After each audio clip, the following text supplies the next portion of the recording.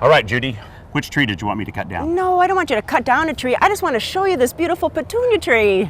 Well, it is beautiful, and we'll show you what makes the cut next on Garden Time.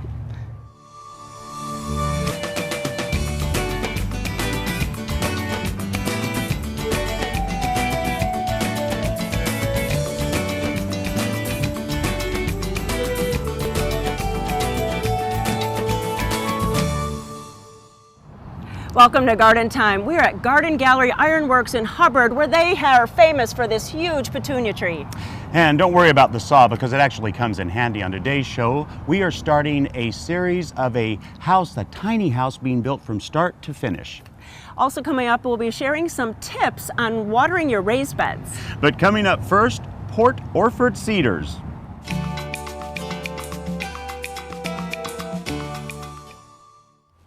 I'm at Hoyt Arboretum in Washington Park with Martin, who's the curator of Hoyt. And how are you doing? Very well, thanks. Great. And so there is actually a new planting here right behind us. And what tree is this? So this is Port Orford Cedars, so Chamaecyparis lawsoniana, or Lawson cypress, people call it as well. And it's really special because it's resistant to a disease that's really been plaguing Oregon and the whole kind of Northwest over many years. Yeah, so the Port Orford Cedars get a Phytophthora disease. Phytophthora lateralis, or lateral root rot, and it was first detected way back in like 1923, but it slowly spread all the way down the west coast and has been a really big problem for this tree, which is native to Oregon, and in fact is only found in the wild in southern Oregon and a little bit of northern California. So it has a huge impact on the native population, but also in our ability to use it as an ornamental tree as well. Oh yeah, definitely. And the homeowners, they've been seeing problems for many years. So what's been going on in the research and breeding area? There's been so much excitement. Yeah, so one of the great things is that people started to observe as trees were dying in certain areas that there were some resistant trees that were showing up. So initial partners were the Bureau of Land Management and the U.S. Forest Service, and then Oregon State University was involved as well early on, and they started to screen and find disease-resistant trees that they then used as part of a breeding program. And then we're partnering with the U.S. Forest Service through the American Public Gardens Association. And so one of the things that public gardens can do really well is we can share information about the trees through great interpretive signage. And then we can also grow some of these resistant trees, and we're screening to see if the trees will survive in this location. Because we used to have a really nice stand of Port Orford Cedars here at the Hoyt Arboretum. And over the last 20 years, they're basically almost all gone. We're down to our last 3 of the original planting. And they're right behind us. They are, and one of them is already pretty sick. And usually, by the time you see the foliage start to turn, the root disease has actually already decimated the roots. And then with the summer dry, we'll basically see the tree go from just a little bit of flagging to completely dead. And by that point in time, it's really hard to do anything to save the tree because the roots are already so destroyed. Right. So, well, you said one of the Bureau of Land Management people has a kind of a tip for us homeowners. So what can we do to maybe help? So one thing I just heard about last week from one of the researchers that's involved in the project is she said they've actually seen some impact with using western red cedar bark and wood chips as a mulch underneath Port Orford Cedars. It seems to lower the level of the disease in the soil and can maybe protect your trees for a little bit longer. Oh, so cousins helping cousins maybe. Yeah, they're sort of, distant relatives for sure. Yeah, definitely. and for whatever reason, the western red bark has some chemical in it that is able to help reduce the presence of the Phytophthora. So, well, that's really wonderful that we can try that at our own home. So that's great. Yeah. And so where are we? What trail can we come and see the interpretive signage and this new tree? Yeah, so we're on the Redwood Trail. Basically, it's pretty easy to find. It's one of our probably pretty popular trails in the Arboretum. You can get it from Fisher Lane. You can stop in the visitor center and grab a map and you can find out where it is. And then you'll find this new sign along the side of the trail and the little disease-resistant tree. It's still very small. It's only a couple of feet yet, but it's getting there, and we're hoping that it's going to grow here and not show any signs of the disease. Yeah. Well, we can be a part of all that observation. So that's really interesting that Martin has told us all that history. You can come to Hoyt Arboretum. It's always wonderful to come here and walk in the wilderness and out in the woods and see the collections. Check check out this interpretive signage and see the new tree and kind of watch it every year with your family and friends. Yeah. Thanks so much, and really congratulations, Yeah, Wallace. thanks for coming out today. It's awesome.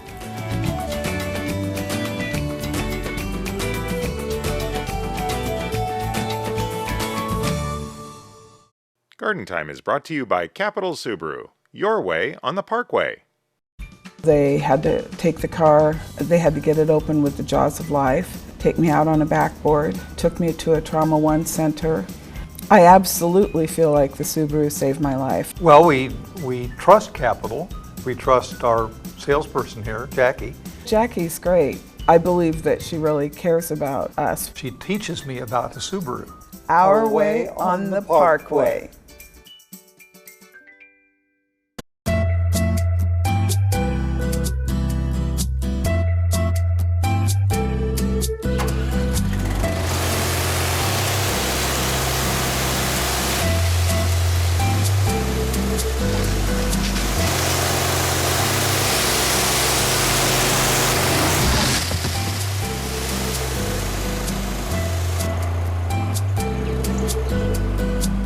Fiberon. Deck it right the first time.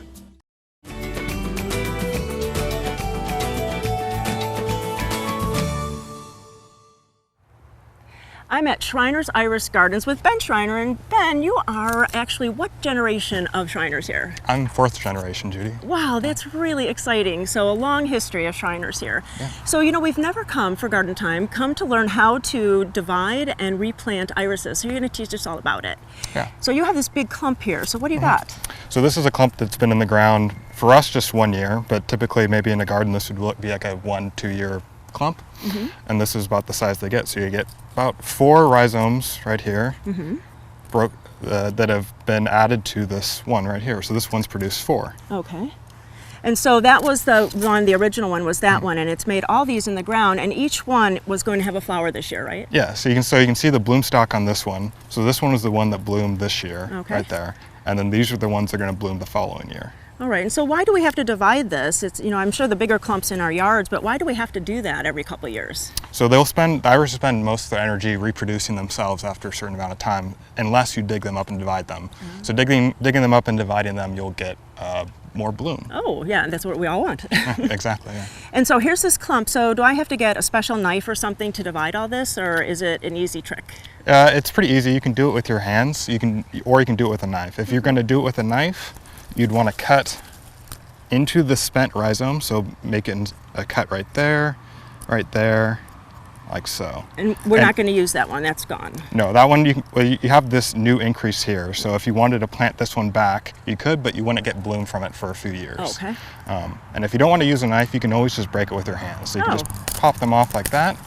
So that's 1. That's pretty easy. 2. You can take the bloom stalk off, and then you have 4. Ben, now we have these 4 plants. What's the next step? Okay, so you can trim the leaves off, and you can either do that again with a knife, so you can just trim them off about like 3 inches or so, like that, or you can do it with your hand again. You're making this really easy. You can just rip it like that. Okay. And you have 2. All right. And you can tear off the dead leaves like that. So okay, I'll do that. And so while I'm doing that, you're going to tell us about what we got here with the soil. Okay, so you probably want to add a compost to your soil, work it in, clear out any weeds, and then you're ready to plant. And you want to make sure too, before you replant, that you get all the little increases such as this. Oh, the tiny ones, okay. You want to make sure you have all those out, because if you leave those in, they will grow, and I figure you usually have maybe a different color blooming in the middle of, like a purple blooming in the middle of a white iris, and it's probably because you forgot some of these small increases. Oh, so you want to plant them maybe a different place, or you can just compost them? Yes. All right. Now, is there a certain amount of depth that you want these? Do you want to bury them? Do you want them on top of the soil? They want to sit right on top, so okay. Put them on here. Nice soil. So you want the roots in the back. Spread them out a little bit.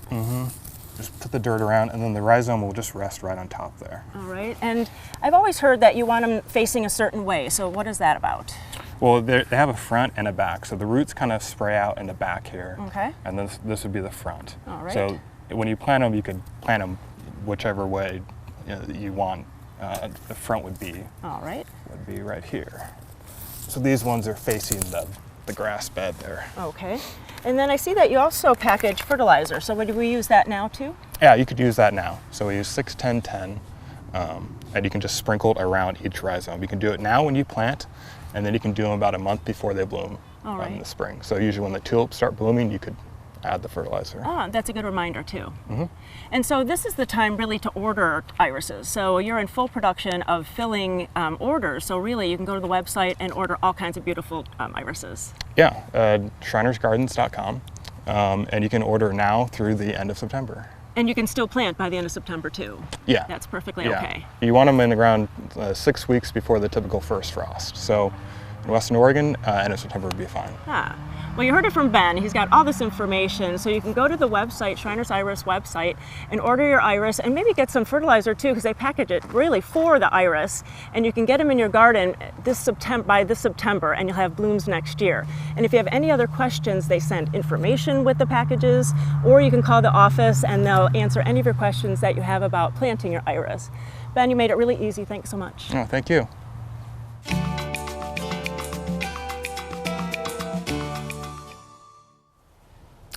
So I'm standing here with Larry Smith and you're the president of the Portland Dahlia Society, right? Yes, I am. So what we're going to talk about today is, it seems like there's so many types of dahlias, but they do have specific categories, and there are specific ways that they create different dahlias. So first of all, tell me about how many categories are there? There are now 20 recognized types by the American Dahlia Society, and probably more to come as time goes on. Which makes sense, because really, how would you ever just stop something from changing? That's not going to happen.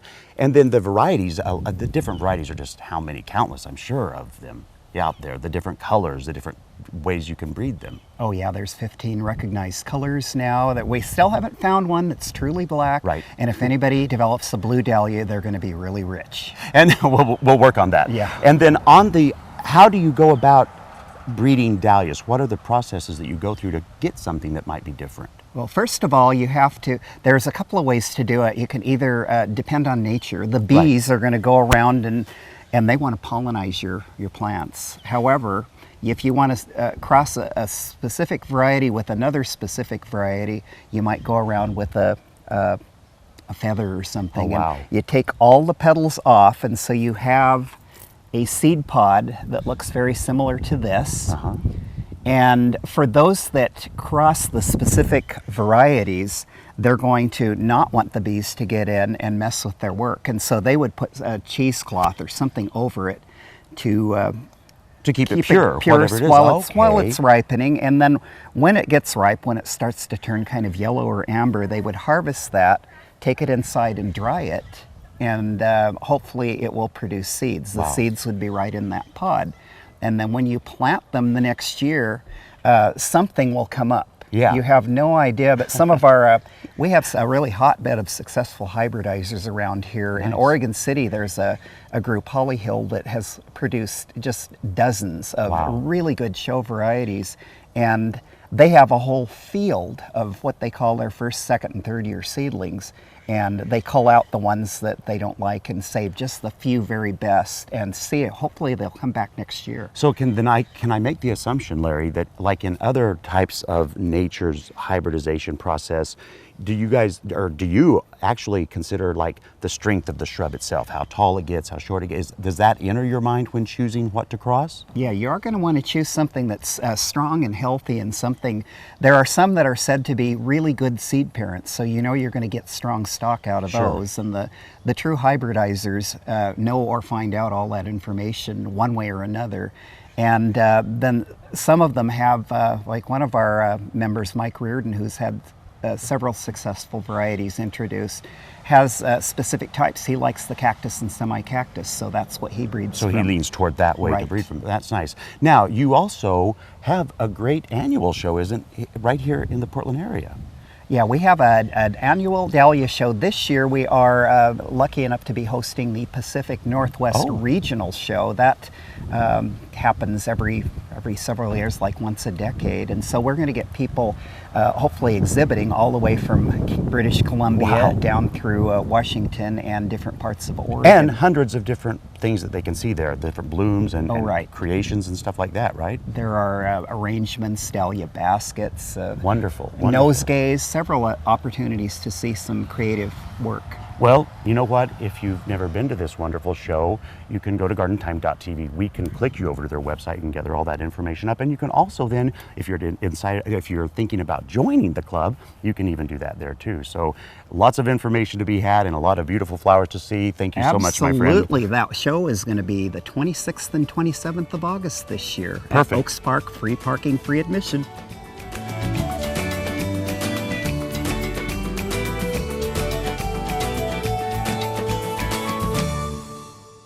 Garden Time is brought to you by Portland Nursery, a passion for plants, a nursery for plant people. Do you want to be green? Do the easy stuff first. Hi, I'm Sarah from Portland Nursery. The U.S. House Energy and Commerce Committee says for every dollar spent on a shade tree, you can save $5 on cooling, blocking the penetrating heat in the summer and allowing the warm rays through in the winter. Dollar for dollar, there's no better energy and money saver than a good, deciduous shade tree. Portland Nursery's professionals can help you make the perfect selection.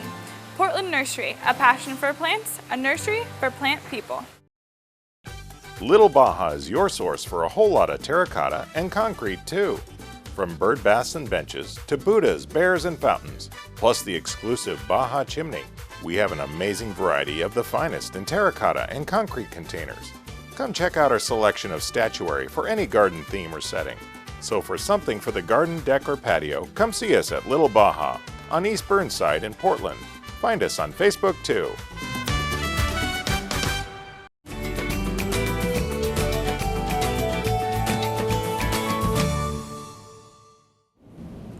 So I am standing in really a raised bed garden. I'm here with Bonnie, and you are with the Regional Water Providers Consortium, Bonnie. And we've been here. It's been a few years back, but we were here when this first started.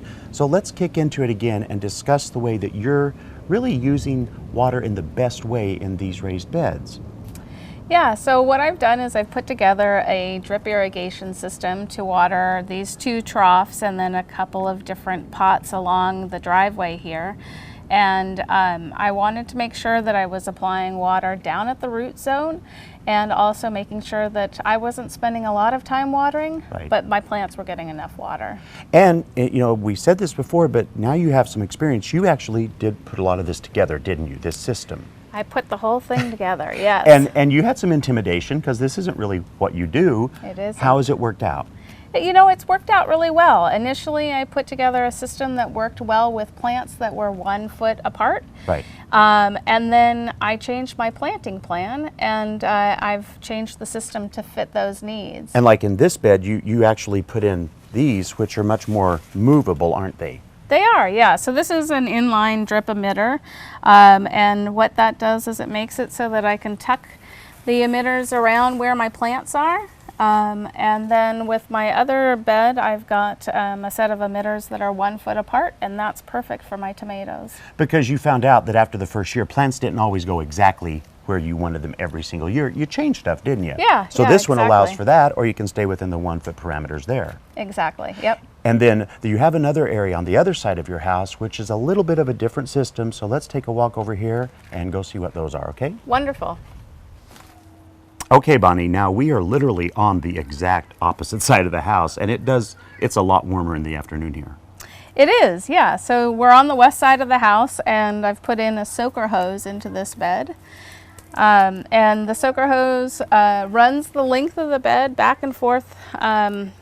About 50 feet worth of soaker hoses in here, and they're in rows about 6 inches apart. So you pretty much just S-ed it back and forth like a curvy road. Yep. And then, in my mind, when I hear of soaker hoses, it's something you lay around things and out. You've actually buried this one, right? A little bit in the soil. Yeah, so I've put mulch on top of the soaker hose, and then I've also put a layer of straw, and both of those are really helping to make sure that the roots get the water that's put down, and we don't lose very much to evaporation. And that really is the key. When you're trying to think consciously about your use of water, that's a great way to do it, because then the roots are what need it to grow up and give the stuff. And you also, I think we were talking earlier about those of us who don't have these systems, asking friends, family to come over when we're on vacation. What's happened with you in that experience?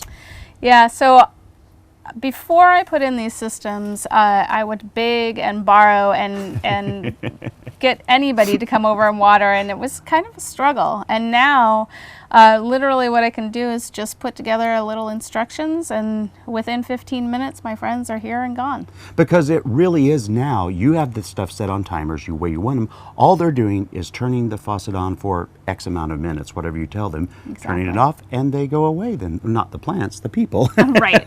On to better things. So if you want more information on this, you can go to gardentime.tv. We'll click you over to the Regional Water Providers Consortium, and you can get all the systems set up for the perfect garden in your own place. Thank you so much, Bonnie. Thank you.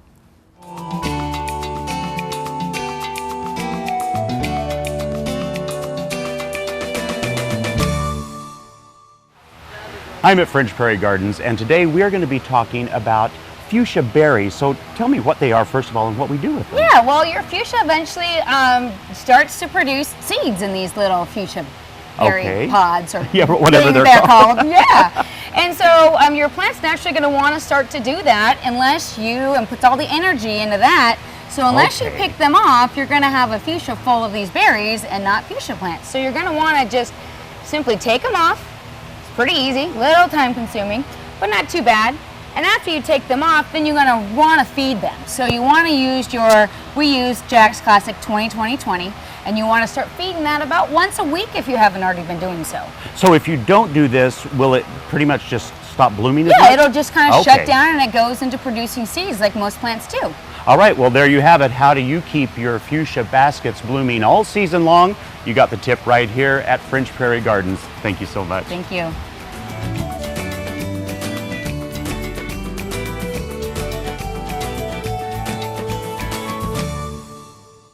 Welcome to Blooming Junction, where it's easy to connect with nature. At Blooming Junction, you'll find beautiful, healthy plants, good, fresh food, and a place to regain peace and calm in your life. We have an unsurpassed collection of unique and distinctive plants and the expertise to help any gardener be successful. And we feature Blooming Advantage plants. Come check out Blooming Junction for an inspiring experience in the garden or in the kitchen. Blooming Junction, offering quality plants for beautiful gardens. Standards prices are great. We've checked, they're very competitive. That's why we use them. You don't have to waste time running around making phone calls. It's good to know when working with Standard that our staff doesn't have to spend incredible amounts of time searching for pricing. And even with the clients that have checked around, they've always come back to Standard as being their best buy. Since 1947, we set the standard. Standard TV and appliance. Judy, do you remember when I asked you if you liked me? I mean, if you really liked me? Yeah, I liked you on Facebook. Yeah, well, I need you to do that again. Well, we really need everyone to like the new Facebook page for Garden Time. So you just go to gardentime.tv and click on the Facebook icon and like us again for our brand new page.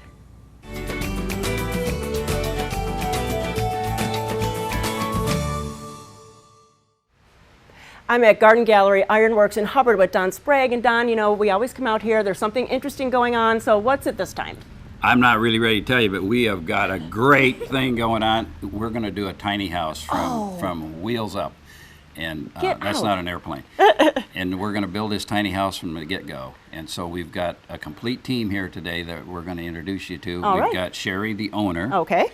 And we got Jim, the builder. All right. We have our own design team. Jana from Yellow Prairie, Carol from Garden Gallery, and Sherry. And so we've got the complete team ready to go. And you're part of the team too, I'm sure. Oh yeah, I get to run, yes. I do. Of course. Well, I'm going to talk to Sherry, who's the homeowner. And so Sherry, what did you decide about this tiny house? Well, I like adventure in my life, and I like to change things up, and this is definitely going to be a change. Oh, sure. So that's where I am. That is cool. And about how big is it going to be?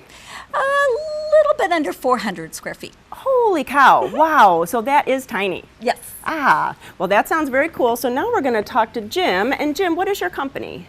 Daystar Tiny Homes. All right. And so what is a tiny home? We need to explain that to people. Well, for me, it's a downsized custom home. All right. And so is 400 square feet kind of the norm, or they range? No, actually, the average has been about 240. Oh my gosh, that is Yeah. really tiny. That's like my bathroom. Yeah. Wow. And have you built many of these, or is this the first one? I've built 22 to date. Holy cow. And different parts of the country, or all in Oregon? They've gone all over. Wow. And Alaska, Southern California, Arizona. oh my gosh. And I did see a picture of one in Alaska with snow all over it. So it's really built to last and keep everybody warm. It's a custom home downsized. That is just amazing. Well, now I'm going to talk to the interior people because, you know, we all love to talk about houses and everything, but we're going to talk to the design team. So I'm with Jana. And Jana, what is your name of your company? Yellow Prairie Interior Design. And so you're just I don't want to say a regular, but you're an interior designer for all kinds of houses.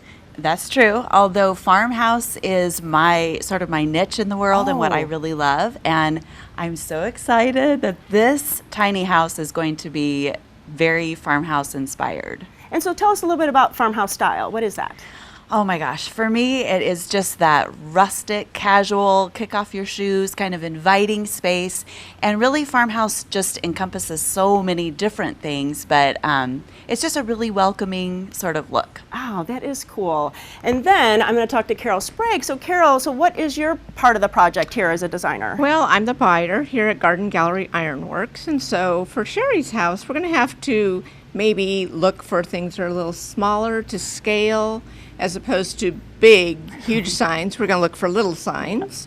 And always keep in mind the weight of it. You know, you don't want a lot of weight in the tiny house. And so maybe one item would have 2 or 3 uses. Oh, that is true. So along with being really a beautiful space, very usable.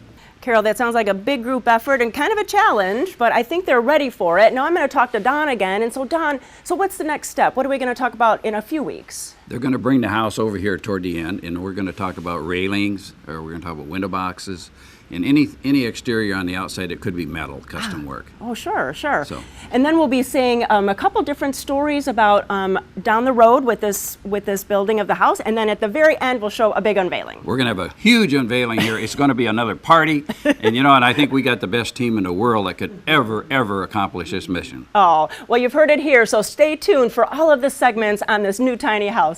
Thanks so much, Don. You're welcome.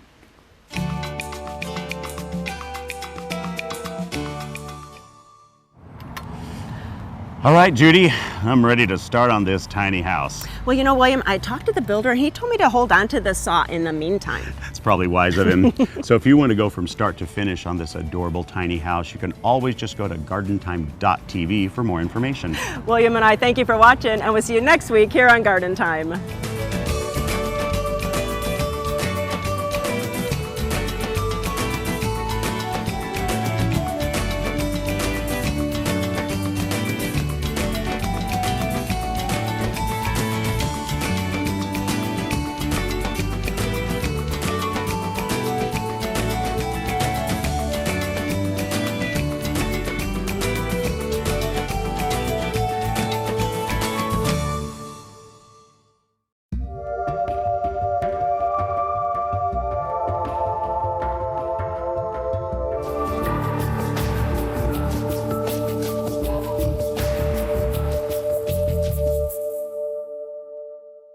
The proceeding was a paid program of the Guston Creative Group and its sponsors.